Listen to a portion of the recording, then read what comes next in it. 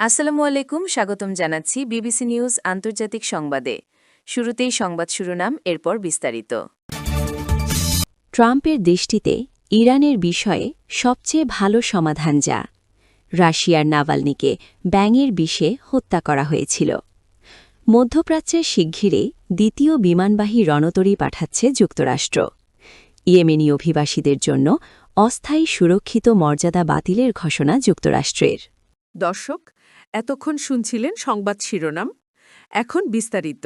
আপনি যদি ইসরায়েলের ধ্বংস চান এবং মুসলিমদের পাশে থাকেন, তাহলে ভিডিওতে লাইক করে চ্যানেলটি অবশ্যই সাবস্ক্রাইব করে দিবেন এবং আপনার মূল্যবান মতামত অবশ্যই কমেন্টে লিখে জানিয়ে দিবেন। এখন বিস্তারিত।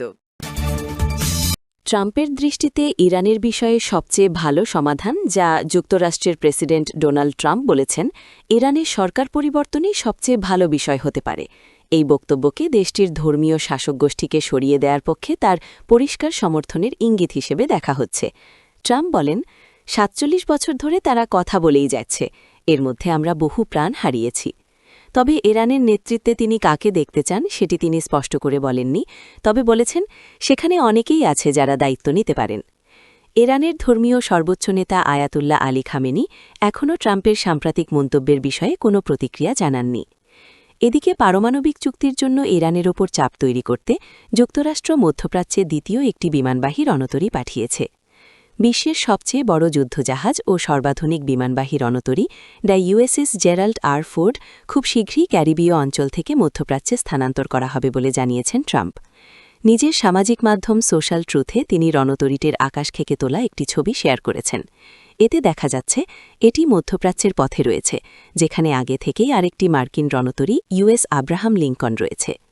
পেন্টাগন জানুয়ারিতে এই রণতরীটি সেখানে পাঠিয়েছিল। ওই সময় ইরানে গণবিক্ষোভ দমনে সরকারি অভিযানের প্রেক্ষাপটে হামলার হুমকি দিয়েছিল যুক্তরাষ্ট্র। ইরানে ১৯৭৯ সালের ইসলামী বিপ্লবের পর এবারের এই বিক্ষোভের সময়েই সবচেয়ে বেশি অস্থিরতা তৈরি হয়েছিল। ওই বিপ্লবের মাধ্যমেই সর্বোচ্চ নেতার মাধ্যমে দেশটিতে ধর্মীয় শাসন ব্যবস্থা প্রতিষ্ঠিত হয়। ট্রাম্প এর আগে বলেছিলেন যে পারমাণবিক চুক্তি না হলে তিনি ইরানে হামলা চালাতে পারেন। তবে বুধবার হোয়াইট হাউসে ইসরায়েলের প্রধানমন্ত্রী বেনিয়ামিন নেতানিয়াহুর সাথে বৈঠকের পর তিনি তেহরানের সাথে আলোচনা চালিয়ে যাওয়ার ওপর জোর দিয়েছেন। রাশিয়ার নাভালনিকে ব্যাঙের বিষে হত্যা করা হয়েছিল। রাশিয়ার বিরোধী নেতা অ্যালেক্সেই নাভালনিকে একটি বিশেষ প্রজাতির ব্যাঙ ডার্ট ফ্রগের বিষ ব্যবহার করে হত্যা করা হয়েছে বলে দাবি করেছে যুক্তরাজ্য ও তাদের ইউরোপীয় মিত্ররা। ন্যাশনাল জিওগ্রাফিকে তথ্যমতে ডার্ট ফ্রগ হল এক ধরনের ছোট আকারের উজ্জ্বল রঙের ব্যাঙ যা মূলত মধ্য ও দক্ষিণ আমেরিকার রেন ফরেস্টে পাওয়া যায়। এদের শরীরের ত্বকে অত্যন্ত শক্তিশালী প্রাকৃতিক বিষ থাকে। আদিম যুগে শিকারীরা এই বিষ তীরের অগ্রভাগে ব্যবহার করে শিকার করত বলে জানা যায়। সাইবেরিয়ার একটি রুশ বন্দী শিবিরে নাভালনির মৃত্যুর ২ বছর পর তার দেহে পাওয়া উপাদানের নমুনা বিশ্লেষণ করে যুক্তরাজ্য ও মিত্র দেশগুলো এই দাবি করে এবং এর পেছনে ক্রেমলিনকে দায়ী করে।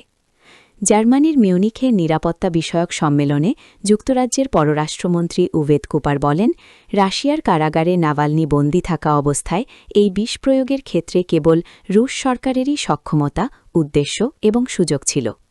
যৌথ বিবৃতিতে ইউরোপের মিত্র দেশগুলো একই দাবি করে। বিবৃতিতে আরও বলা হয়, এই বিষ যা এপিবাটিডিন নামেও পরিচিত সেটি প্রাকৃতিকভাবে দক্ষিণ আমেরিকার বন্য ডার্ট ফ্রগে পাওয়া যায়। এটি রাশিয়ায় স্বাভাবিকভাবে পাওয়া যায় না। রুশ বার্তা সংস্থা কাসে তথ্য অনুযায়ী মস্কো এই অভিযোগকে ইনফরমেশন ক্যাম্পেইন বা বিশেষ প্রচারণা হিসেবে উড়িয়ে দিয়েছে। তবে কুপার বলেন, নাভালনির দেহে এপিবাটিডিন নামের যে টক্সিন পাওয়া গেছে সে বিষয়ে কোনো ব্যাখ্যা নেই। মধ্যপ্রাচ্যে শিগগিরই দ্বিতীয় বিমানবাহী রণতরী পাঠাচ্ছে যুক্তরাষ্ট্র। ইরানের পারমাণবিক ও ব্যালিস্টিক ক্ষেপণাস্ত্র কর্মসূচি ঘিরে চাপ বাড়াতে যুক্তরাষ্ট্র খুব শিগগিরই দ্বিতীয় একটি বিমানবাহী রণতরী পাঠাচ্ছে বলে জানিয়েছেন মার্কিন প্রেসিডেন্ট ডোনাল্ড ট্রাম্প। হোয়াইট হাউসে সাংবাদিকদের সাথে কথা বলতে গিয়ে ট্রাম্প বলেন, বর্তমানে ক্যারিবীয় অঞ্চলে থাকা ইউএসএস জেরাল্ড আর ফোর্ড খুব শিগগিরই মধ্যপ্রাচ্যের উদ্দেশ্যে রওনা দেবে।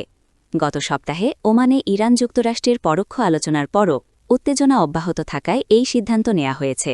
ট্রাম্প বলেন, প্রয়োজন হলে আমাদের বিশাল শক্তি প্রস্তুত থাকবে। তবে তিনি একই সঙ্গে আলোচনায় সাফল্যের আশা প্রকাশ করে সতর্ক করেন, চুক্তি না হলে ইরানের জন্য দিনটি খুব খারাপ হবে। পরে তিনি ইরানের সরকার পরিবর্তন হলে তা সর্বোত্তম ঘটনা হতে পারে বলেও মন্তব্য করেন। গত কয়েক বছরে ইরানের সরকারবিরোধী বিক্ষোভ দমনে প্রাণহানির প্রসঙ্গ টেনে তিনি বলেন, ৪৭ বছর ধরে তারা শুধু কথা বলছে, এর মধ্যে অনেক প্রাণহানি হয়েছে। ইউএসএস জেরাল্ড আর ফোর্ডের মোতায়েন মধ্যপ্রাচ্যে যুক্তরাষ্ট্রের সামরিক উপস্থিতি জোরদারের অংশ। এর আগে ইউএসএস অ্যাব্রাহাম লিঙ্কন সহ একাধিক গাইডেড মিসাইল ডেস্ট্রয়ার, যুদ্ধবিমান ও নজরদারি বিমান অঞ্চলটিতে পাঠানো হয়েছে। পারমাণবিক রিয়্যাক্টর চালিত জেরাল্ড আর ফোর্ডে ৭৫টির বেশি সামরিক বিমান বহনের সক্ষমতা রয়েছে। ওয়াশিংটনে ইসরায়েলের প্রধানমন্ত্রী বেঞ্জামিন নেতানিয়াহুর সাথে বৈঠকের কয়েকদিন পর ট্রাম্প এমন মন্তব্য করেন। বৈঠক শেষে নেতানিয়াহু ভালো চুক্তির আশা প্রকাশ করলেও ইরানের ব্যালিস্টিক ক্ষেপণাস্ত্র কর্মসূচি সীমিত না হলে কোনো সমঝোতা গ্রহণযোগ্য হবে না বলে ইঙ্গিত দেন। তবে তেহরান প্রকাশ্যে ক্ষেপণাস্ত্র ইস্যুতে আলোচনার মার্কিন চাপ প্রত্যাখ্যান করেছে। ইয়েমেনি অভিবাসীদের জন্য অস্থায়ী সুরক্ষিত মর্যাদা বাতিলের ঘোষণা যুক্তরাষ্ট্রের। মার্কিন সরকার গতকাল শুক্রবার জানিয়েছে যে তারা ইয়েমেন থেকে আসা অভিবাসীদের জন্য একটি সুরক্ষিত মর্যাদা বাতিল করছে, যা গত ১ দশক ধরে চালু ছিল। মার্কিন স্বরাষ্ট্রমন্ত্রী ক্রিস্টি নোয়েম ঘোষণা করেন যে সশস্ত্র সংঘাতের কারণে ২০১৫ সালের সেপ্টেম্বরে মধ্যপ্রাচ্যের দেশটির জন্য অস্থায়ী সুরক্ষিত মর্যাদা বা টিপিএস ৬০ দিনের মধ্যে বাতিল করা হবে। ট্রাম্প প্রশাসন কমানোর অভিযানের অংশ হিসেবে অনেক দেশের জন্য, বিশেষ করে উন্নয়নশীল বিশ্বের জন্য টিপিএস সুরক্ষা বাতিল করেছে। টিপিএস হল মার্কিন সরকারের একটি অভিবাসন সুবিধা যা যুদ্ধ বা প্রাকৃতিক দুর্যোগের কারণে নিজ দেশে ফিরতে অসমর্থ নির্দিষ্ট দেশের নাগরিকদের যুক্তরাষ্ট্রে বৈধভাবে বসবাস ও কাজের অনুমতি দেয়। এটি একটি সাময়িক সুরক্ষা যা স্থায়ী নাগরিকত্ব দেয় না, তবে আবেদনকারীকে এই সময়ে নির্বাসন থেকে রক্ষা করে এবং কাজের বৈধ অনুমোদন প্রদান করে। এটি মার্কিন যুক্তরাষ্ট্রে প্রায় ১,৪০০ ইয়েমেনি নাগরিকের ক্ষেত্রে প্রযোজ্য। নোয়েম এক বিবৃতিতে বলেন, দেশের পরিস্থিতি পর্যালোচনা করে এবং যথাযথ মার্কিন সরকারি সংস্থার সাথে পরামর্শ করার পর সিদ্ধান্ত হয়েছে যে ইয়েমেন আর অস্থায়ী সুরক্ষিত মর্যাদা পাওয়ার জন্য আইনের শর্ত পূরণ করছে না। তিনি বলেন, টিপিএস ইয়েমেনের সুবিধাভোগীদের সাময়িকভাবে মার্কিন যুক্তরাষ্ট্রে থাকার অনুমতি দেওয়া আমাদের জাতীয় স্বার্থের পরিপন্থী। তিনি এটি বাতিল করাকে আমেরিকানদের স্বার্থকে অগ্রাধিকার দেওয়া বা আমেরিকা ফার্স্ট নীতির একটি পদক্ষেপ হিসেবে বর্ণনা করেন।